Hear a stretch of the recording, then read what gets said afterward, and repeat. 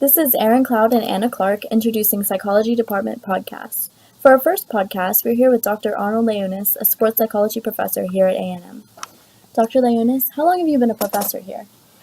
Actually, I came here in January of 1966, so as of the last day of this semester, I'll be completing my 50th year on the faculty. I came here as a student in 1956 for 4 years, and then I took 6 years out for the Army and graduate school and came back as a professor in January of 66. So, Dr. LeUnes, what is your philosophy of teaching? Well, that's a great question. You'd think after 50 years I'd have a pretty good idea of what my philosophy is. I kind of subscribe, to the theory. I had a professor the first year I was here said that most people think if you have happy students, you have a happy professor. And he said it's the opposite. If you have a happy professor, you'll have a happy student. And I kind of took that to heart. I think if you like what you're doing and you're passionate about what you're doing and reasonably informed about what you're doing, then the rest of it takes care of itself. And I like people and I like young people very much. And I chose to work with undergraduates about 15 years ago. And that's pretty non-traditional at A&M, where everybody pretty much wants to work with the graduate students. But I enjoy 21-year-olds, whether that's makes sense or not. Could you tell us a little bit about your teaching experiences? Well, what do you have in mind? Anything in particular? Gosh, I've had all kinds of experiences.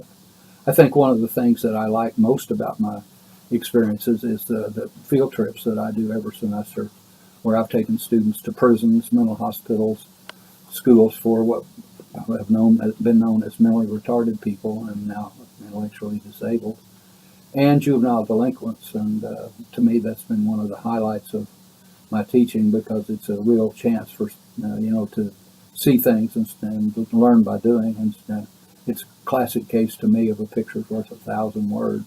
You can talk about institutions and mental patients and delinquents and criminals, but to be able to see their facilities and interact with them, to me, is a real highlight. And I think I've taken about 25,000 students to these facilities over the years. And I know from their responses that they're greatly appreciative of it. The responses I get are phenomenal. Another thing, of course, and we'll touch on it later, I'm sure, is the teaching that's done study abroad, which is really hands-on learning by doing approach to teaching. That's incredible. So would you say these bringing the students on these field trips, those are your best memories at Texas A&M University? Some of the best memories I've had, it's the response of the student is gratifying, and I've done research to see if what I want to happen at these experiences is actually happening in terms of attitude change and attitude formation, and the studies have been extremely supportive of what I've done. We find very positive attitude changes as a function of visiting schools or juvenile delinquency facilities or what have you. And in the old days, there wasn't much to do at A&M, so these were decidedly social occasions where we'd go out in Austin or various other places and actually go out and eat and hang out and stuff. And as the A&M has become bigger and more exciting, those things aren't as prominent. But there was a time when there wasn't much else to do socially but go on a field trip with me. So those were some fun things. I've actually had some people meet each other and got married as a function of those things. And not many, but some. And so yeah, I've got some great memories associated with it. It's a chance to get to know people away from this office and away from the classroom. As you mentioned before, we know you're greatly involved with the study abroad program. Can you tell us a little bit about that? Well, I got started, I'm a Johnny-come-lately to this sort of thing. Tony Bourgeois, who retired in May, has done the Italy program for A&M 3 or 4 times, and he was doing the program in 2000. And so I decided to go over and see what he was doing. So I went 3 weeks before his program ended and spent 3 weeks in Italy, and got to go with his students to Florence a couple of times, to Rome and to Venice. And then when it was over, Tony and I went from Florence by train to Munich and spent 5 days in Munich. Then rented a car and drove for 10 days and did a 2,100-mile trip around France. And so I decided that I was going to do the same thing in 2001. So I had 74 students in Italy in 2001. And I applied to go back, and they turned me down because of the competition for the slots. But they said, would you consider going to Germany? So in 2003, I started my first Germany program, and I've been every year since 2003, except 2006. And also in 2004, 2005, Bourgeois and I decided to take 29 students to Australia for 10 days and New Zealand for 10 days. And that was a tremendous program. And I tried to replicate that a couple of years ago, but it fell through. But anyway, that's my background in terms of the countries. And the students get to know Germany quite well. And they also have some, last year we did a 24-hour trip where we went to Trier in Germany. Then we went to Luxembourg City in Luxembourg, and then we went and spent the night in Metz in France, and then went to the A&M Museum and Memorial for World War II in Bastogne, Belgium. So in 24 hours, the students got to be in 4 countries.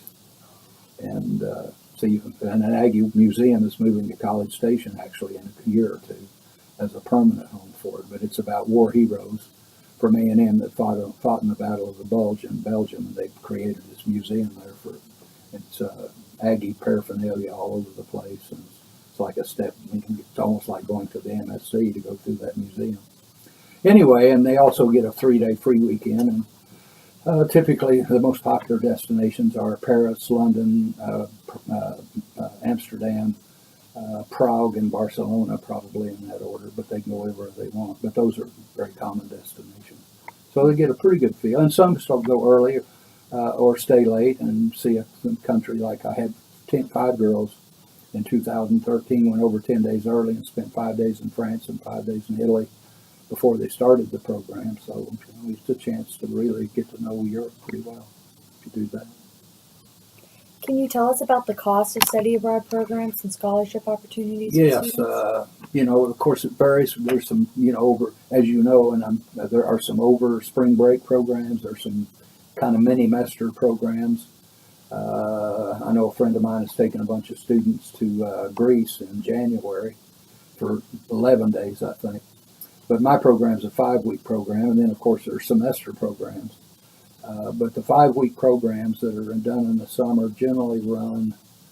I checked at Overseas Day to see how mine compared with some other 5-week programs, and we're within several $100s of each other.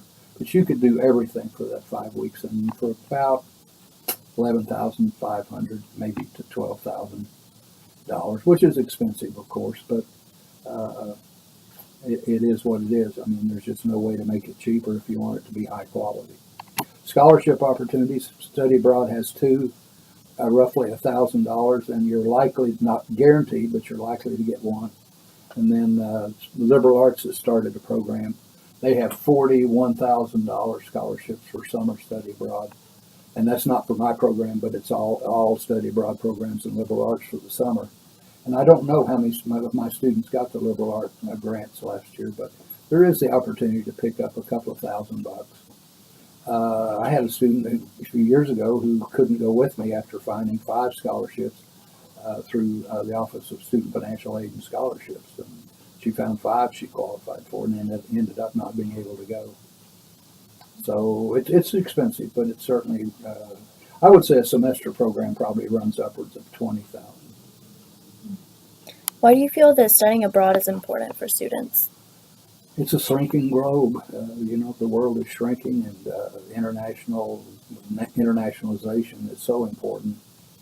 And I think one of the most gratifying things about study abroad for me is watching the students grow in terms of a world perspective and in terms of an appreciation for how other people do things, and also, maybe even most important, a feeling of independence and accomplishment. Suddenly they're making all the housing arrangements, all the travel arrangements, all the hostel arrangements, all the plane arrangements, instead of their parents who do that when they go on vacation. They're doing all those things. And it's amazing. Within 3 or 4 weeks, they're pretty much world travelers. They can get around by train, plane, what have you in Europe, even better than I can because everybody over there waits hand and foot on me. But this feeling of independence, I think, and the awareness that they're so much greener than we are, and the awareness that Europeans don't understand the death penalty, and Europeans don't understand our fascination with guns. They just find all that very different, and they just the general growth experience, I think. And occasionally it offers internship opportunities. I've had several students go back to Europe and get master's degrees and things of that sort. So that's another end goal that you would hope would happen.